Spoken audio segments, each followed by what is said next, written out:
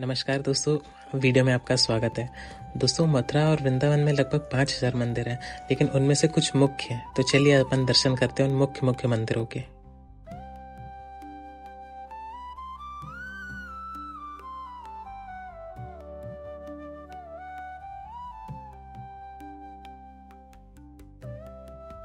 मथुरा वृंदावन राधा कृष्ण की अमर प्रेम भूमि। यहाँ हर गली, हर वृक्ष और हर मंदिर उनकी दिव्य लीला की साक्षी है।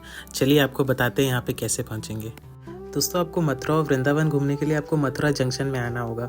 देश के लगभग कोने कोने से मथुरा के लिए आपको ट्रेन मिल जाएंगी। आप चाहे तो बस से भी आ सकते हैं या फिर फ्लाइट से भी आ सकते हैं। फ्लाइट से आने के लिए आपको आगरा एयरपोर्ट उतरना पड़ेगा। ये लगभग 70 किलोमीटर है मथुरा और वृंदावन से। आपके रुकने के लिए मथुरा और वृंदावन दोनों में डिसेंट होटल मिल जाएंगे, या फिर आप चाहें तो धर्मशाला और आश्रम में भी रुक सकते हैं। मथुरा में स्नान आदि करके आप सुबह सुबह श्री कृष्ण जन्मभूमि चले आइए, जिसका टाइमिंग 6:30 से 12 बजे है और शाम को 4 से 9 बजे का। दोस्तों, जन्मभूमि के अंदर फ़ोन वगैरह अलाउड नहीं है, तो आप बगल में ही लॉकर में अपना फ़ोन वगैरह रख सकते हैं और अपने परिवार के साथ अच्छे से अंदर दर्शन कर सकते हैं। जन्मभूमि में दर्शन करने के बाद आप 2 किलोमीटर दूर ऑटो से द्वारकाधीश मंदिर चले आइए। मथुरा के सबसे बड़े और प्रसिद्ध मंदिरों में से एक है द्वारकाधीश मंदिर। ये मंदिर 1814 में गोकुल के सेठ गोकुलदास पारेख ने बनवाया था। मंदिर के गर्भगृह में आपको श्री कृष्ण जी द्वारकाधीश रूप में विराजमान दिखते हैं। साथ ही आपको रुक्मिणी माता के भी दर्शन होते हैं। मंदिर की शिल्पकला और रंग बिरंगी पेंटिंग्स बहुत ही मनोहर है।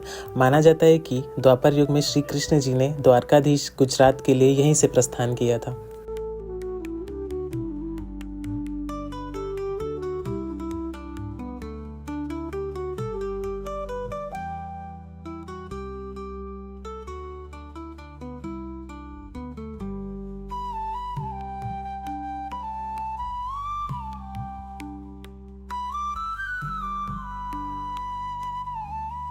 द्वारकाधीश मंदिर से कुछ ही दूरी में विश्राम घाट भी है, जहाँ से यमुना जी बहती है। यहाँ का नज़ारा भी बहुत ही खूबसूरत रहता है।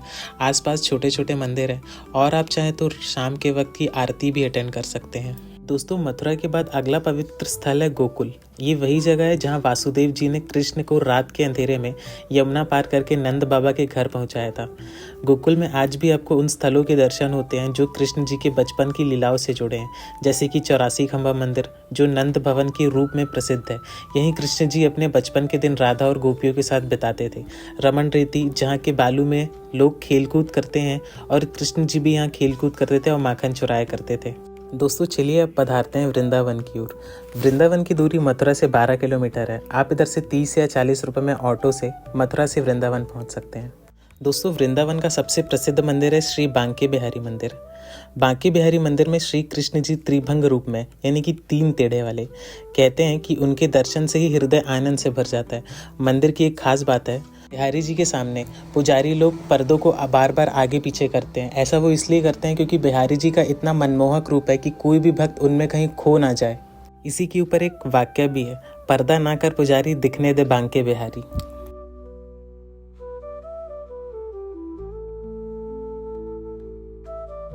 बांके बिहारी मंदिर से लगभग 600 मीटर दूर है राधा वल्लभ मंदिर। ये मंदिर राधा कृष्ण के प्रेम को समर्पित है। यहाँ पे राधा और कृष्ण जी के युगल जोड़े के दर्शन होते हैं।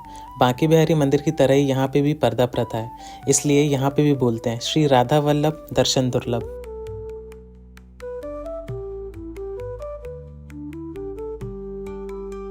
राधा वल्लभ मंदिर के पास ही है निधिवन। आप चाहे तो पैदल ब्रिज की गलियों से होके जा सकते हैं, या तो फिर 20 या 30 रुपए देके ऑटो से उतर सकते हैं। निधिवन बहुत ही रहस्यमय है। मंदिर के पट बंद होने के बाद कृष्ण जी गोपियों के संग रास रचाते हैं। सुबह आकर देखते हैं लड्डू खबा हुआ, पान चबा हुआ, दातन चबी आज भी मिलती है। स्वयं श्री कृष्ण भगवान शाम के समय इन गोपियों के साथ रास करते। दिन में तुलसी बनते हैं, शाम को सखी बनकर रास करते। जैसे श्री कृष्ण भगवान ने 16,108 गोपी के साथ रास किया था, उसमें भोले बाबा शामिल हुए थे, जो सखी बन करके आई। जो गले में नाग रहता है ना, उसे नहीं निकाल के आई थी। श्री कृष्ण भगवान ने पहचान लिया।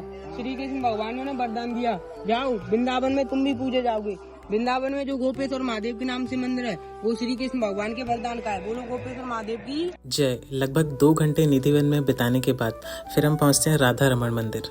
चलिए आपको बताते हैं यहाँ पे विराजित कृष्ण जी की कथा। लगभग 500 साल पहले श्री चैतन्य महाप्रभु ने अपने शिष्य को नेपाल से 12 शालिग्रामों को लाकर पूजा करने को कहा।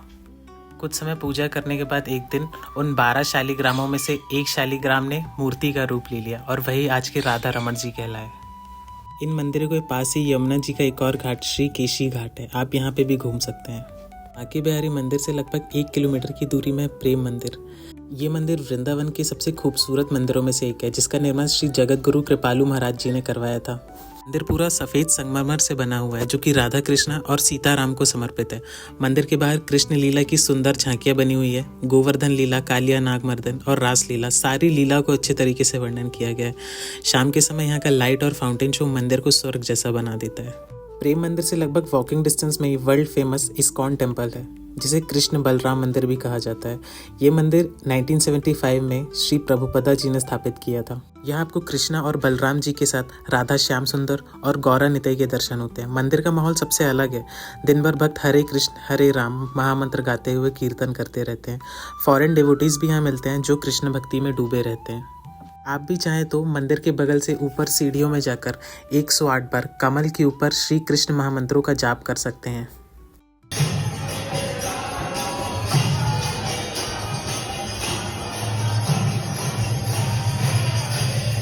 दोस्तों, वृंदावन के एक और गांव छठीकरा में एक बहुत खूबसूरत मंदिर, 4 धाम मंदिर।